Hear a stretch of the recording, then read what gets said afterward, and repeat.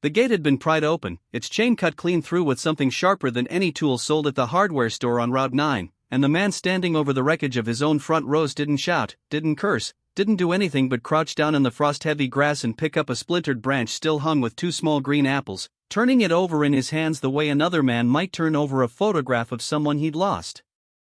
He would tell people later that the strangest part wasn't the anger, which came slow and quiet, but the calm that settled over him first, the calm of a man who already understood that this was only the beginning of something much larger than a few broken trees. What happened next would change the entire course of his life, and the lives of everyone who lived along that quiet stretch of road, though none of them knew it yet. Thomas Calloway was 52 years old, a man of average height and unremarkable build whose hands, rough and permanently sunbrowned across the knuckles, told a story his voice rarely did, since Thomas was not a man given to long speeches or loud opinions, having learned early in life that the land spoke for itself if you gave it enough time and attention. He had been born on the same 81 acres his grandfather Elias Calloway cleared by hand in the years after the war, back when the county was still mostly timber and creek bottom and nobody had yet drawn a line on a map calling any of it a subdivision. Elias had passed the farm to Thomas's father, Daniel, a quiet, exacting man who taught his son to read a plat map before he taught him to drive, and who impressed upon him, in the unhurried way of men who have buried their own fathers on the property they worked, that land held by a family for 3 generations was not simply owned, it was kept, the way a promise is kept, with patience and without complaint. When Daniel passed 11 years earlier, the deed transferred to Thomas cleanly, without dispute, recorded at the county courthouse in a folder that also held the original 1954 survey, the water rights agreement his grandfather had negotiated with the adjoining parcel, and a handwritten letter from Daniel that Thomas had read only once and never spoke of. The farm itself sat at the end of a gravel lane that peeled off the paved county road just past the old grain elevator, 81 acres of hay fields, a modest cattle operation, a weathered but sound farmhouse with a wraparound porch, and, tucked along the southern fence line where the soil ran deep and well drained, a small orchard Thomas had planted himself 9 years earlier, 43 trees in total, a mix of Honeycrisp, Gala, and a few stubborn heirloom varieties his mother had favored. Trees he pruned every February with his own hands and mulched every fall with straw he cut and dried himself. It was not a large operation, and it was not meant to be. Thomas sold what fruit he didn't can or give away at a folding table by the road each September, more out of habit than necessity, since the cattle and the hay contracts kept the farm solvent on their own. For most of those 9 years, the orchard had simply existed the way well-tended things exist, quietly, productively, without controversy, shaded in the early mornings by mist rising off the creek and visited most evenings by deer that Thomas had long since stopped bothering to chase off. The trouble arrived, as trouble so often does in places like this, wrapped in the language of improvement. 3 years earlier, the 200 acres bordering Thomas's northern property line, once owned by a retired dairy farmer who'd sold off in pieces after his wife passed, had been purchased by a regional developer and transformed, seemingly overnight, into Aldridge Meadows, a planned community of 42 homes arranged around a retention pond and a stretch of newly paved cul-de-sacs, complete with an elected homeowners association whose covenants, conditions, and restrictions ran to nearly 90 pages. Thomas's farm, grandfathered in on an old agricultural easement that predated the subdivision by 6 decades, technically sat outside the HOA's jurisdiction, a fact recorded plainly in the county's zoning records and reaffirmed in a letter Thomas's attorney had sent the developer during the platting process. Still, the boundary between the farm and Aldridge Meadows ran close enough, in places barely 40 feet, that the orchard's southern rows were visible from the back decks of at least 6 new homes, a detail that would matter more than Thomas could have guessed. The man who would come to define the next year of Thomas's life introduced himself at the county's Harvest Festival that October, extending a firm handshake and a business card that read Marcus Reeve, President, Aldridge Meadows Homeowners Association, beneath a small embossed logo of an oak tree. Reeve was 50 years old, trim and deliberately so, dressed in the kind of pressed casual clothing that seemed designed for photographs rather than farm dust, and he spoke with the practiced warmth of a man who had once sold luxury real estate and never quite left the habit of closing behind.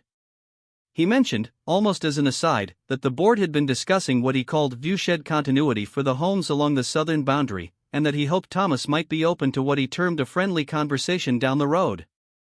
Thomas, who had no reason yet to suspect anything beyond neighborly small talk, said only that his door was always open, and thought little more of it as he drove the truck back down the gravel lane past his 43 trees, their leaves just beginning to turn, standing exactly where they had stood for 9 quiet years. The friendly conversation Marcus Reeve had promised arrived not as a conversation at all but as a letter, delivered by certified mail on a Tuesday in early November, printed on Aldridge Meadows Homeowners Association letterhead and signed with Reeves' looping signature beneath a paragraph of dense, formal language that took Thomas 3 readings to fully absorb. The letter cited Section 14.3 of the Association's covenants, a clause governing agricultural and horticultural plantings visible from common areas or adjoining residential lots, and requested, in tones that managed to sound both apologetic and immovable, that Thomas consider trimming the southern rows of his orchard to a height not exceeding 6 feet, so as to preserve what it called the pastoral sightline promised to Aldridge Meadows residents in the community's original marketing materials. Thomas read the letter twice at his kitchen table, then a third time standing at the window that looked out over the very trees in question, and though he felt something tighten low in his chest, he did what he had always done when faced with something that struck him as unreasonable. He wrote back. His response, drafted carefully over 2 evenings and mailed with a return receipt requested, was polite but precise, noting that his property operated under an agricultural easement recorded in 1958, well before the association's covenants existed, and that the orchard, planted entirely on his own land more than 9 feet inside his surveyed boundary, fell outside any authority the HOA's documents could reasonably claim. He enclosed a photocopy of the original easement and the 1954 plat map his grandfather had kept folded in a cigar box for 40 years. He heard nothing back for 11 days, and when the reply came, it was shorter, colder, and included a second letter, this one a formal notice of what the association termed a neighbor relations concern, filed, Reeve explained, not by the board itself but by several residents who had approached him independently.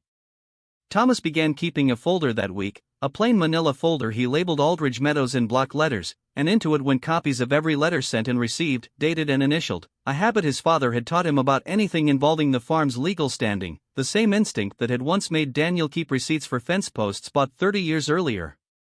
Weeks passed, and the letters continued, arriving now with a regularity that felt less like correspondence and more like pressure applied at intervals calculated to wear a person down. A complaint about a tractor left visible near the property line, a request that Thomas consider a privacy fence at his own expense, a notice, entirely without legal basis, threatening an unspecified escalation of enforcement measures should the orchard not be addressed by the new year.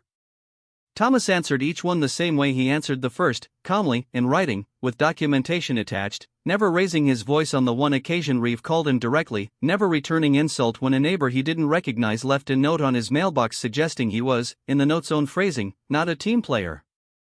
He mentioned none of it to his wife, Ellen, until she found the folder herself one evening, its pages now numbering past 20, and asked him plainly why he hadn't said anything sooner. He told her the truth, that he'd hoped it would simply run its course, the way a hard frost runs its course, doing what damage it does and then passing. It did not pass. In the second week of January, at the association's quarterly meeting held in the community clubhouse, Marcus Reeve stood before some 60 residents and, according to 3 people who later described the meeting to Thomas independently, spent nearly 15 minutes on what the agenda listed only as Southern Boundary Update, characterizing Thomas as an absentee-minded landowner unwilling to compromise with his neighbors, a man, in Reeve's words, more interested in his own convenience than in the community he happens to border. He did not mention the easement. He did not mention the plat map or the 11 letters Thomas had sent in good faith. He showed instead a photograph, taken from a drone, of the orchard's southern rows at their full mature height, and asked the room, rhetorically, whether this was the view they had all been promised when they bought their homes. By the time the meeting ended, a petition had begun circulating, and within a week, a handful of residents Thomas had never once spoken to had signed a formal complaint to the county planning office, alleging, wrongly, that Thomas was operating a commercial orchard in violation of residential zoning, a claim that would take him 4 phone calls and half a day to disprove but that nonetheless landed in his file with the weight of an accusation now made public. The real damage arrived not as another letter but on a Thursday morning in late March, when Thomas walked the fence line as he did every day before breakfast and found 11 of his oldest trees, the Honeycrisps his mother had favored, girdled at the base with what appeared to be a wire cutting tool, the bark stripped in a clean ring that would kill each tree slowly over the coming months regardless of how much care he gave them now. He stood there a long while before calling the sheriff's non-emergency line, and longer still after the deputy left, doing the arithmetic in his head that a lifetime of farming had trained him to do without paper. 11 trees at full maturity represented not simply lost fruit but 9 years of pruning, mulching, and careful grafting, work that could not be purchased back at any price, only replanted and waited out across another decade. It was standing among those dying trees, the sun not yet fully up over the ridge, that Thomas Calloway decided the folder in his kitchen drawer was no longer enough, and that it was time to call someone who understood the law better than a farmer with a cigar box full of old surveys ever could. The attorney Thomas called was a woman named Rosalind Faber, a soft-spoken but exacting real estate and land use lawyer who had handled 2 easement disputes for other farmers in the county and came recommended by the same title company that had closed Daniel Calloway's estate 11 years earlier. She asked Thomas to bring everything: the folder from the kitchen drawer, the original 1958 easement, the 1954 plat map, the water rights agreement, and any photographs he had of the damaged trees. And when he spread it all across the conference table in her small office above the hardware store, she spent nearly 2 hours going through each document in silence, occasionally making a note in the margin of a yellow legal pad. When she finally looked up, she told him plainly that his position was, in her words, about as clean as land disputes get, that the agricultural easement predated the HOA's covenants by 6 decades and placed his property entirely outside their authority, and that the girdled trees, whatever their origin, constituted criminal property damage that the sheriff's office was obligated to investigate regardless of any homeowners association's internal politics. She also told him something he hadn't considered, that the drone photograph Reeve had shown at the meeting, taken without notice over private agricultural land, might itself raise questions worth documenting, and that from this point forward, everything, every letter, every conversation, every visit to the fence line, needed to be recorded with the same discipline his father had once applied to fence post receipts.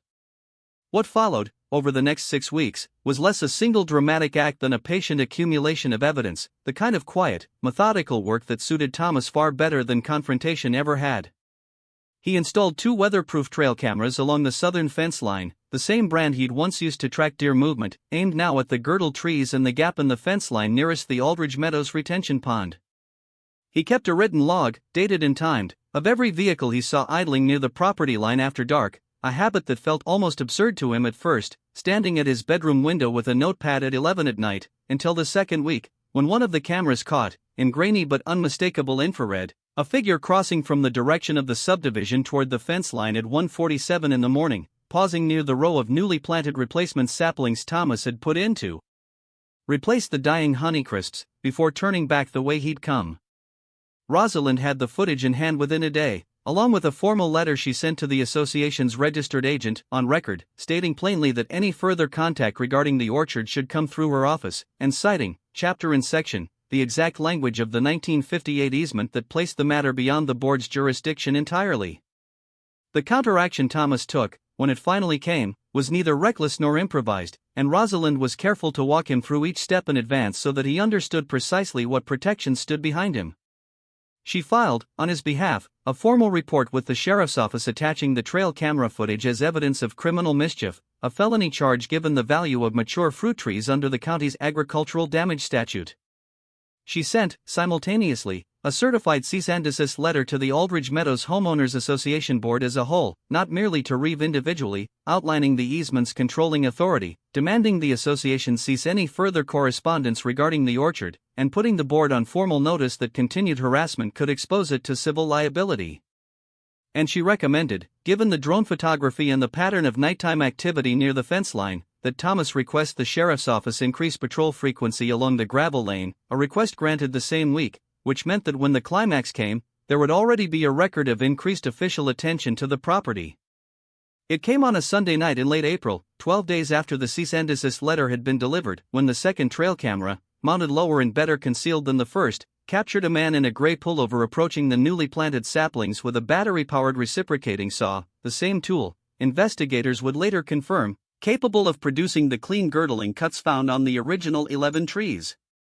The camera's motion alert pushed the footage to Thomas's phone at 11:52 that night, and rather than confront the man himself, exactly as Rosalind had instructed him weeks earlier, Thomas called the sheriff's non-emergency dispatch and reported an active trespasser on his property, giving the dispatcher the exact description the footage showed. A deputy already patrolling the county road 2 miles out arrived within 9 minutes, headlights sweeping across the gravel lane, catching the man still crouched near the fence line, saw in hand, close enough to the property line that there was no meaningful question of where he stood. What happened in the minutes after the deputy's arrival, and whose name the man gave when asked to identify himself, would unravel far more than a single act of vandalism, though neither Thomas nor the deputy standing in the cold spring dark yet understood how far the unraveling would go.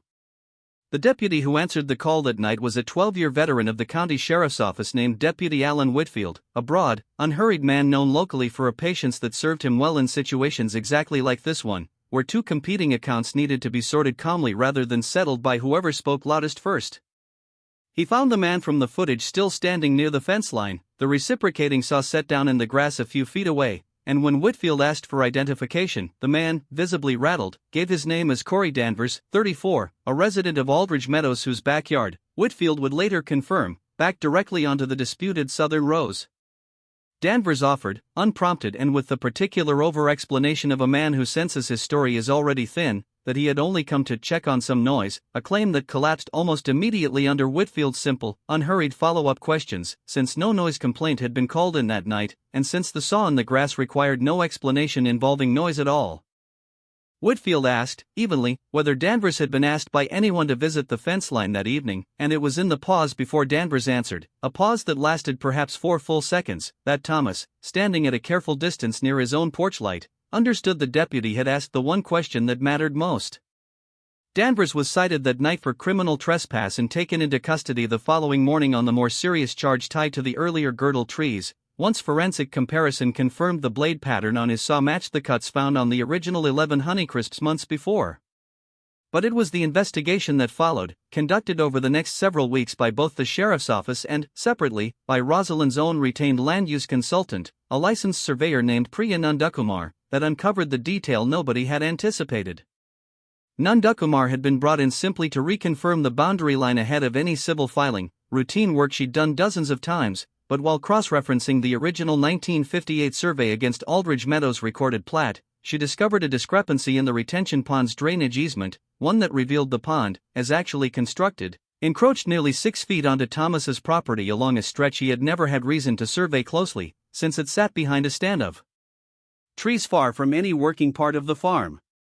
It was a quiet, technical finding, the kind of thing that might have gone unnoticed for years, but it meant the Aldridge Meadows Homeowners Association itself, and by extension its developer, had been the one operating outside its legal boundary all along, not Thomas. The reveal of Marcus Reeves' true motive came almost by accident, surfacing when Danvers, facing the felony charge alone and increasingly unwilling to bear it without company, told his own attorney, and eventually the county prosecutor, that Reeve had approached him privately in February, not at any board meeting or through any official channel, and had suggested, according to Danvers' signed statement, that the orchard's issue would resolve itself faster if the trees simply stopped producing altogether, a suggestion Danvers claimed he understood, rightly or not, as tacit approval for what he did next.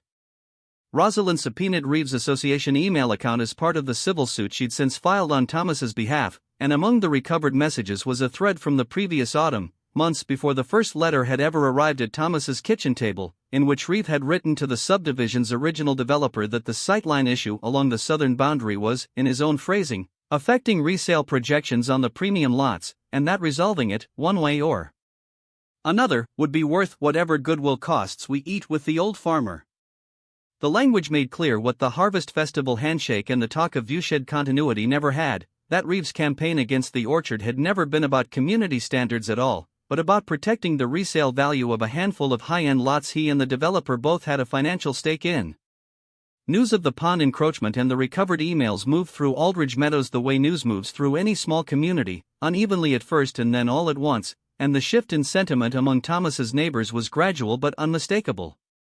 Residents who had signed the earlier petition without much thought began quietly telling Rosalind's office, and eventually a local reporter who picked up the story, that they'd only ever heard Reeves' version of events, that no one had shown them the easement or explained that the orchard sat entirely outside the association's authority, and several admitted they'd found the drone photograph distasteful even at the time.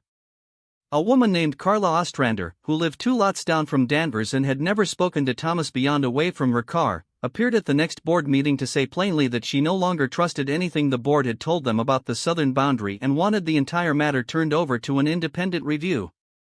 The civil suit and the criminal case against Danvers were eventually consolidated into a single extended proceeding at the county courthouse, and it was there, over 3 days of testimony, that the full record Thomas and Rosalind had built over the preceding year was laid out methodically before a judge named the Honorable Miriam Delacroix, a jurist known for a courtroom manner as unhurried and precise as Deputy Whitfield's had been that April night.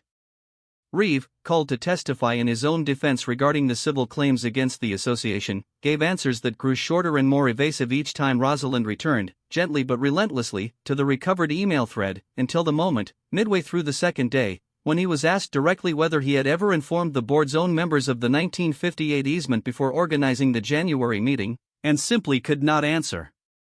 Judge Delacroix took the better part of a week to issue her ruling, and when she finally read it aloud in the courtroom, she did so slowly, methodically, in the same unhurried cadence she had used throughout the proceedings, as though determined that no detail of her reasoning would be lost to anyone listening.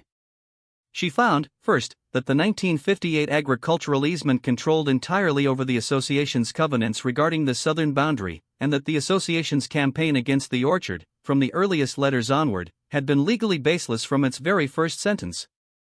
She found that the retention pond's encroachment onto Thomas's land was established beyond reasonable dispute by Nandakumar's survey, and ordered the association to correct the drainage boundary at its own expense within 90 days. She found Corey Danvers criminally liable for the destruction of the 11 original trees and the attempted destruction of the replacement saplings, sentencing him to restitution covering both the mature value of the lost trees and 9 years of documented care, alongside a term of probation and mandated community service.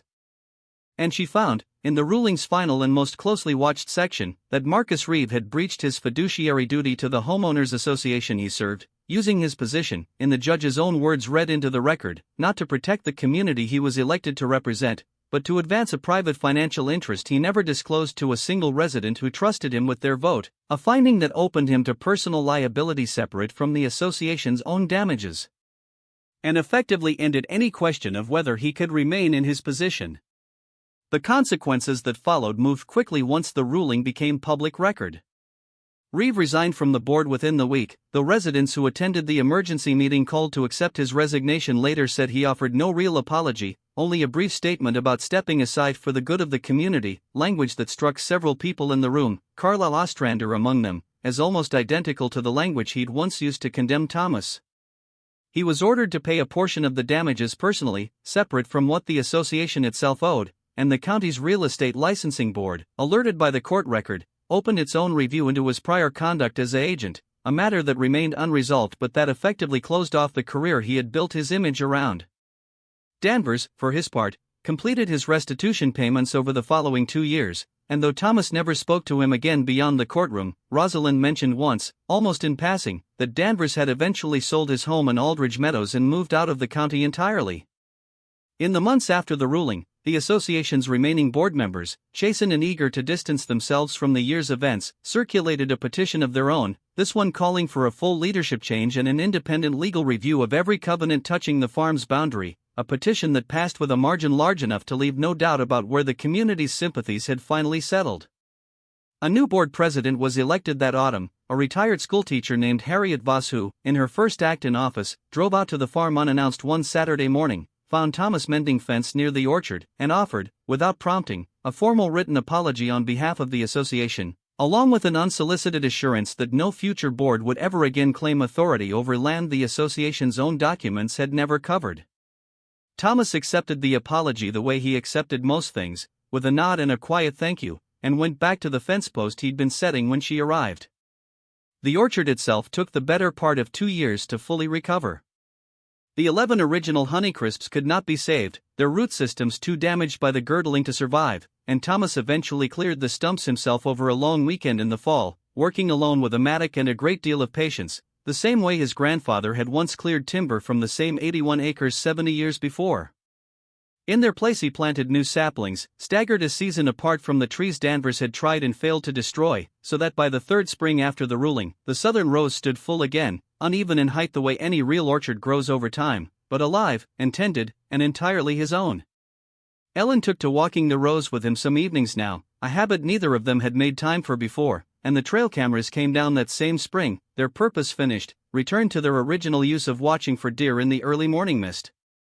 There is a particular kind of quiet that settles over land once a long trouble has finally passed through it, not the absence of memory but a kind of settling, the way water settles once it's found its level, and it was in that quiet that Thomas Calloway spent most of his evenings now, walking the fence line his grandfather had first cleared, past the graft scars on trees old enough to remember nothing of the year a neighbor tried to end them, and past the new ones still thin enough to need Staking against the wind.